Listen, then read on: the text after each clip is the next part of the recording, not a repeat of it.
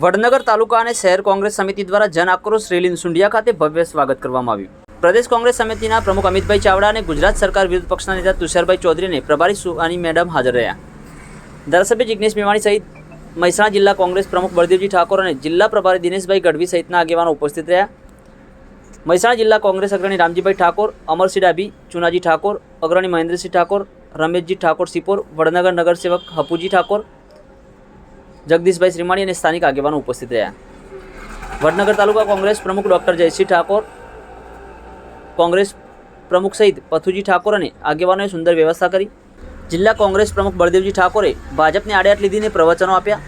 પ્રભારી સુહાસિની મેડમે વિરોધ પક્ષના નેતા ડૉક્ટર તુષારભાઈ ચૌધરીને અને જિગ્નેશ મેવાણીએ ધારદાર પ્રવચન આપ્યું. પ્રદેશ પ્રમુખ અમિતભાઈ ચાવડા પણ કોંગ્રેસની જન આક્રોશ રેલી અંગે વક્તવ્ય આપ્યું. સુંઢિયા ચોકડી પર દેશી તબલાના વાદનથી સૌનું સ્વાગત કરવામાં આવ્યું. પ્રમુખ બળદેવજી ઠાકોરે પણ ઝૂમી ઉઠ્યા હતા. વધુ સમાચારોને અપડેટ્સ માટે જોતા રહો online TV news. Farooq Memon સાથે.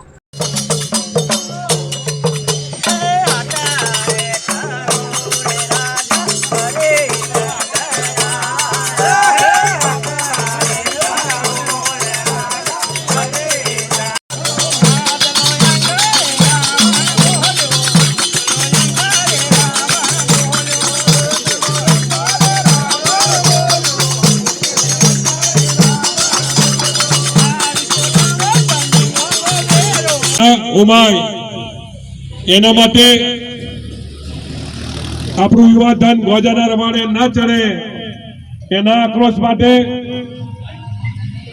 કુખારીને બોલો વડનગર નો વિકાસ થયો છે? નરેન્દ્ર મોદી તમારી સાથે દગો કર્યો કે નહીં? પ્રદેશ કોંગ્રેસ પ્રમુખ અમિતભાઈ ચાવડાએ મીડિયા સમક્ષ બાબતને લઈને વિગતો આપી છે. હવે તો જાગો. વધુ સમાચારોને વડનગરનો ના થયો વિશ્વગુરુ થવા ફરે છે.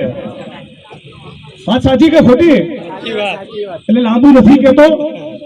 આ ભયંકર બેરોજગારી અને મોંઘવારીમાંથી મુક્ત બનવું હોય તો કોંગ્રેસની સરકાર લાવો.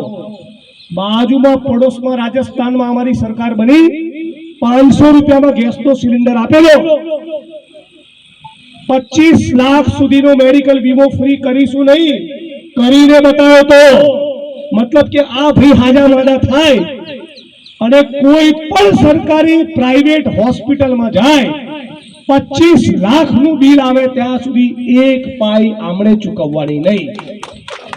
આવી સરકાર જોઈએ છે તો તમે જાગો, બેઠા થાવ ખુખારો ખાઈને અને સર્વ સમાજના લોકો નક્કી કરો કે જન આક્રોશ રેલીનું પણ સમર્થન કરીશું, કોંગ્રેસને મજબૂત કરીશું, પોતે મજબૂત થઈશું અને 2027ની વિધાનસભાની ચૂંટણીમાં ડંકાની ચોટ ઉપર કોંગ્રેસની સરકાર બનાવીશું. આવી આશા અને અપેક્ષા સાથે મારી વાણીને વિરામ આપું છું.